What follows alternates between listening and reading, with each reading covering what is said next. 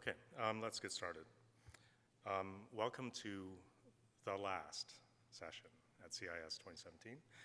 My name is Andrew Hughes. I'm here representing Cantera. I'm the Leadership Council Chair of the Cantera Initiative, and we're responsible for the working groups and discussion groups that collaborate on standards and recommendations coming out of Cantera. So, today's topics. Today we're going to talk about conformity assessment systems. Does anyone know what a conformity assessment system is? Good, perfect.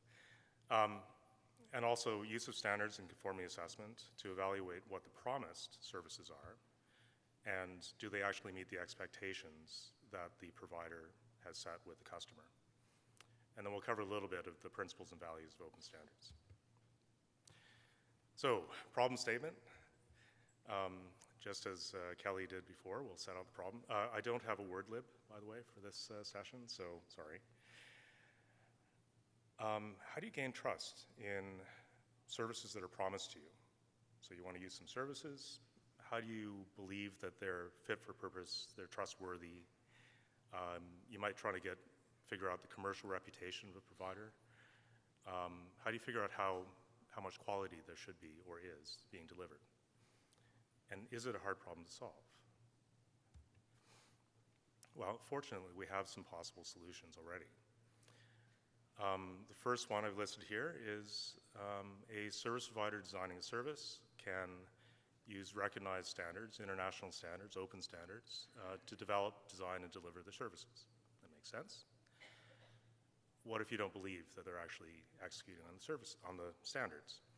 Well, you can use conformity assessment, where an external auditor or assessor examines the services and the practices of the provider and recommends a license of a mark of conformity, demonstrating that they have been assessed independently and actually meet the requirements of the standard. You can also negotiate contracts, where you put parameters around the damages if things don't go well. And also, you could choose to just buy a service or a product that displays a mark of conformity. How many people know what a mark of conformity is? Good. Everyone's too tired to put up their hands. Thank you. Okay. I always try to put a conceptual slide up, so trust me, this is a conceptual slide despite all the words. As I'm studying conformity assessment systems and schemes and open standards and the trade associations that base their work on open standards, it's occurred to me that standards are actually a description of how things should be done, right? A mark of conformity represents the commitment by the licensee of that mark that a specified quality as defined in a standard is being achieved. And conformity assessment, done by an auditor or assessor, checks on how it's actually being done. So you can imagine how these three things fit together. And I doubt you'll find these definitions anywhere. I kind of just made them up, but this is how I view them as fitting together. So let's give you a quick scenario to hopefully help the talk. So, imagine a scenario where you have a web-based reference recommendation system for online retail based on your personal information and preferences, like maybe where you live, your foot size, you'll see why, things like that, but personal information. So the problem here is each of the participants in the scenario that you'll see is at risk if the other actors are not doing the right thing. So if they take the personal information and sell it according to your wishes, if they're careless, if they're insecure, that sort of thing.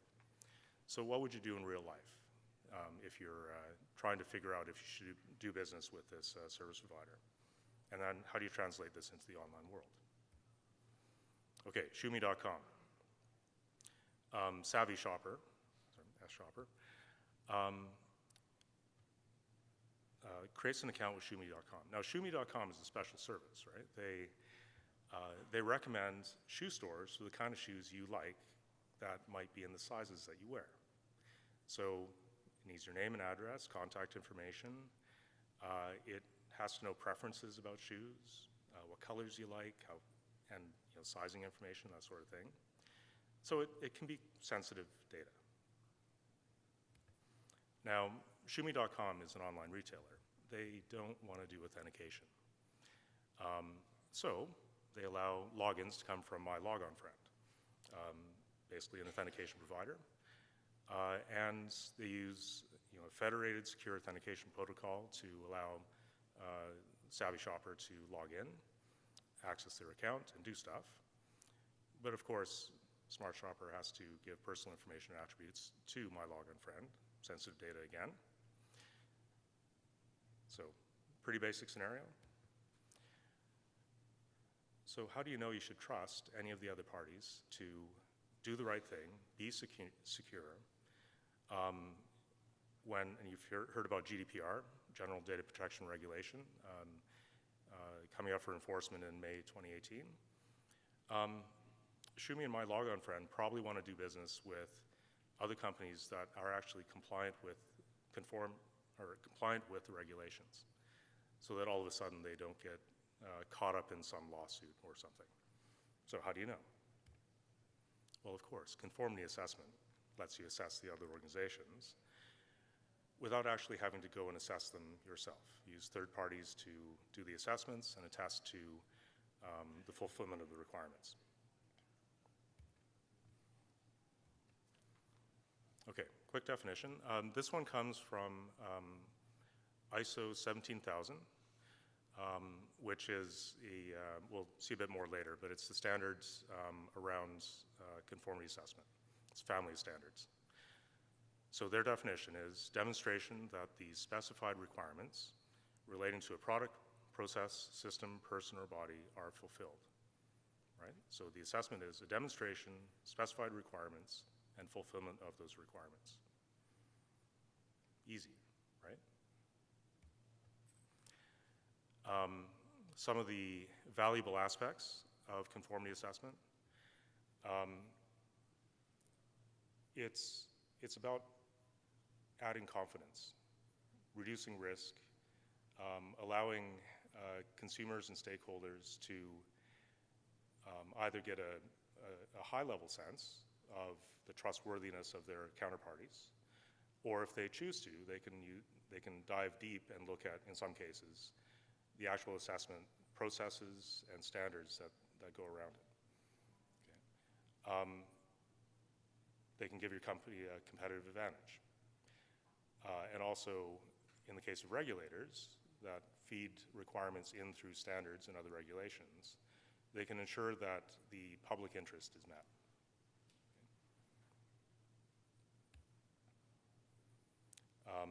Back to ISO 17000. In ISO 17000, as I said, it's part of a family of standards for conformity assessment. They propose a functional approach to doing conformity assessment. I forgot to ask earlier on, are there any auditors in the room? Okay, so I can say what I want. Good. So the functional approach that they recommend has about 4 steps: selection, determination, review and attestation, and surveillance. Selection is deciding what specific approach you will use to either sample or test or evaluate the object of assessment, and which standard you will use to assess them, right? What requirements they're supposed to be meeting. Determination is the actual assessment. So you examine the evidence, you interview staff, you do site visits, you check on the technology. Review and attestation, that's when you make the actual decision as an assessor. Are they conformant or not? Are there non-conformities where they miss the mark on requirements? If they pass the assessment, you would issue a statement of conformity to the conformity assessment body. And I'm using the word conformity a lot, and I apologize for that, but there's no other way to talk about this stuff unless I do. And the decision might be made to issue a mark. Okay? Surveillance simply is checking up. So you'll see that in conformity assessment systems, the requirements for surveillance will be set out. So is it an annual checkup, an annual reassessment, or is it continuous monitoring and everything in between? They're very detailed in the description of how these things should be done. It's a standard, if you will. It's actually a standard. So I'm sure you've all been wondering what these marks of conformity are.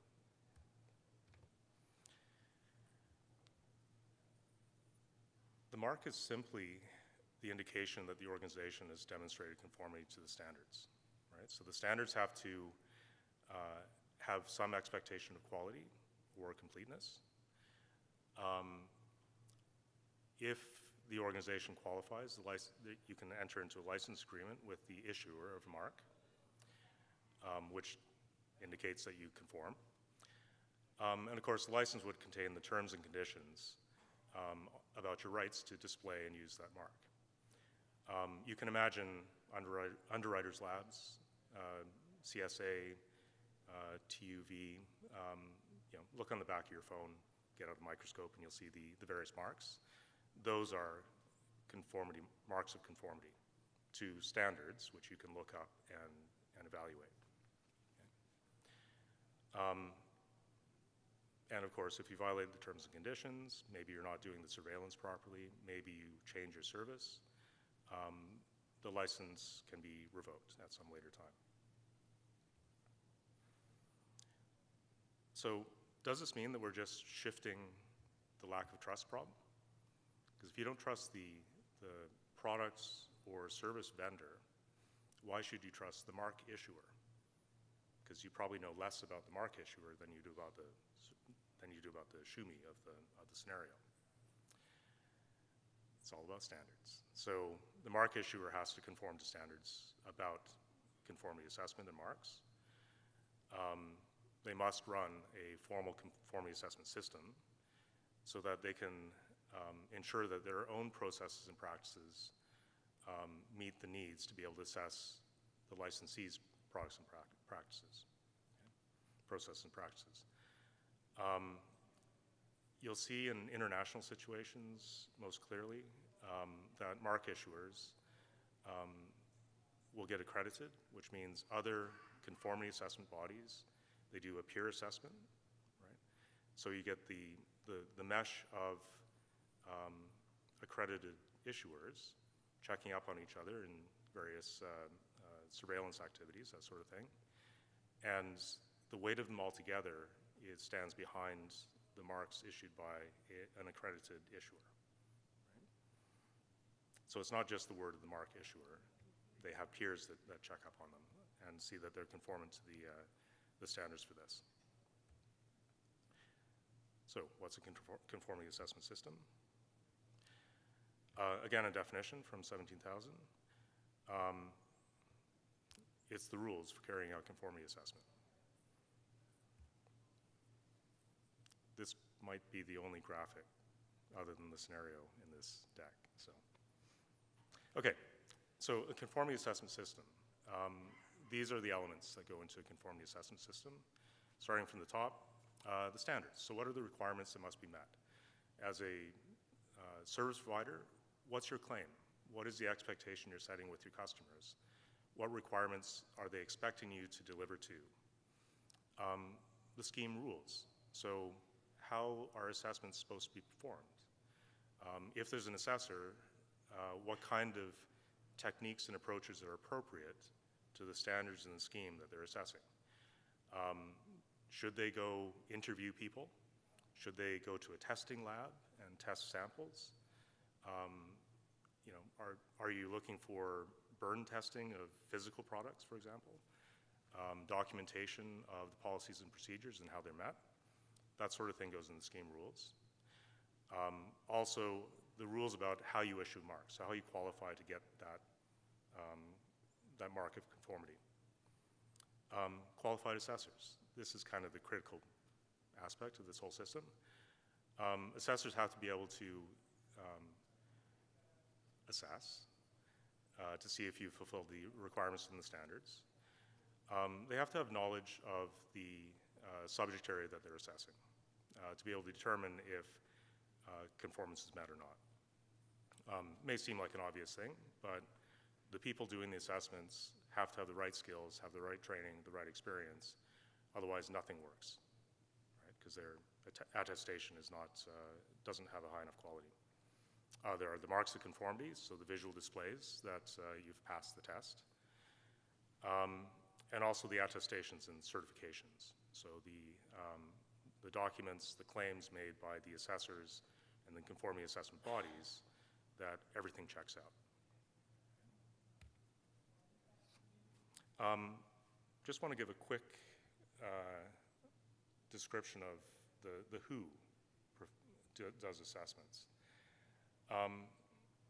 When we think of, when the people I talk to think of certification, especially with identity management standards and security standards, usually we're thinking about third-party assessments, where you hire an assessor, hire an auditor, the assessment body supplies a list of accredited auditors, you hire them to do the assessments, make the statements, all that stuff. They're expensive, they take time, but because it's an external independent auditor, the conflicts of interest opportunity is less. Okay? But first-party and second-party assessments are equally important in this framework of assessments, and they can be just as powerful as a third-party assessment in certain cases. First-party assessment is effectively an internal audit does the assessment against the standards. There's a requirement for them to be independent of the operation they're assessing, and if they're certified auditors, generally speaking, they're not going to cut corners or cheat. Okay? Second-party assessments. Who's ever seen the requirements in a request for services or product where it says you must be certified under such and such? That is the supplier requiring the assessment to be done. So it's not you as the provider doing an internal assessment. It's not some third party, but it's a supplier saying, we won't buy from you unless we can examine your trust marks and your certifications for these standards. I think of it as the procurement example. Okay, so just a couple examples of active assessment schemes. Cantera Initiative has the Identity Assurance Assessment Framework, which it looks at the fulfillment of requirements for NIST 863 version 2 or equivalent standards. There are lots and lots of standards. There are many to choose from in the space. Cantera manages the scheme, the assessment rules, approval process, and the criteria, and licenses marks of conformity for that framework. And we're currently developing a scheme to assess 863 version 3, which, if you were at the keynote, Mike and John announced that it's released today. So, anyone heard of ISO 27001? 27002?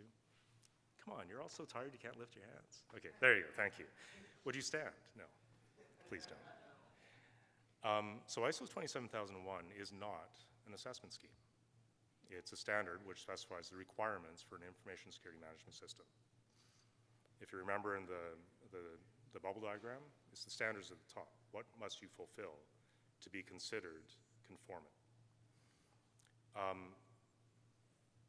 There's a long list of certification bodies that can actually assess and certify against that.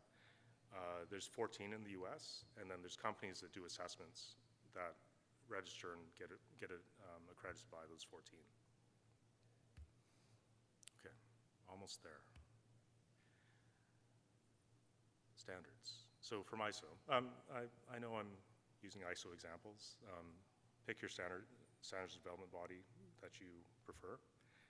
They've just done a lot of work on definition of these, of this part of the system of standards. Standards all about determining fit for purpose. So if you're, once again, advertising that your services do a certain thing, use the standards, first of all, to design and build the services, and then use the standards to check that they've been done correctly.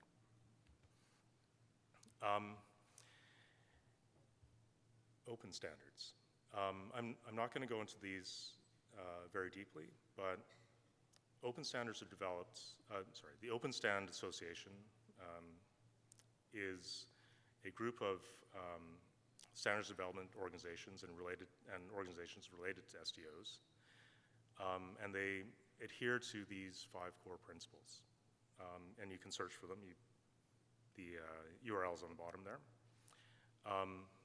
And they basically are respectful cooperation between the standards organizations. So don't undermine the other ones because we're all in it together. There are certain fundamental characteristics and principles of the development of standards. So rigorous process, independent reviews, that sort of thing. Technical merit is a big thing with the open standards. So don't write them just because you feel like writing. It helps to have the subject, it's essential to have the subject matter experts. The standards should be available. Otherwise, they're kind of closed standards and not as useful in the marketplace. And they're voluntarily adopted, which means you should be, the marketplace for adopting standards determines how successful a standard should be. Right? So if everyone uses it, then it will be successful. If no one uses it, maybe the premise for creating it was incorrect, or maybe it's gone out of date.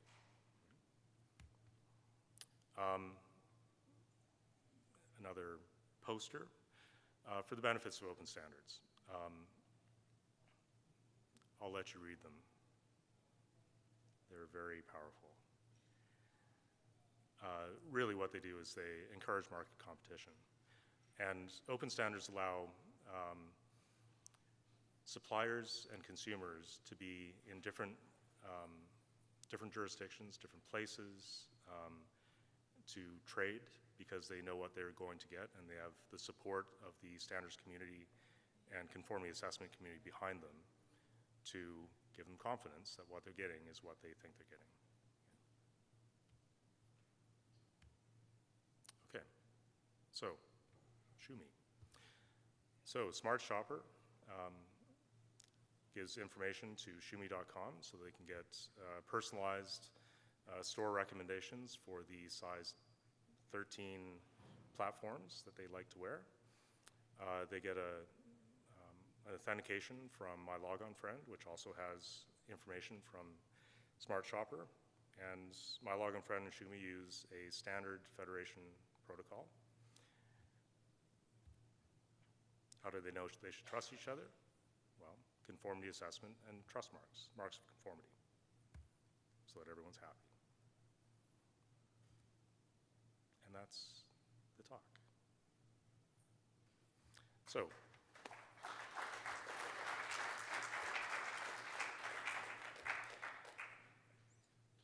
no one has any questions, right? Any questions? 1 minute? Okay. Come find me if you want to talk about it more. Thank you. Thank you, Andrew.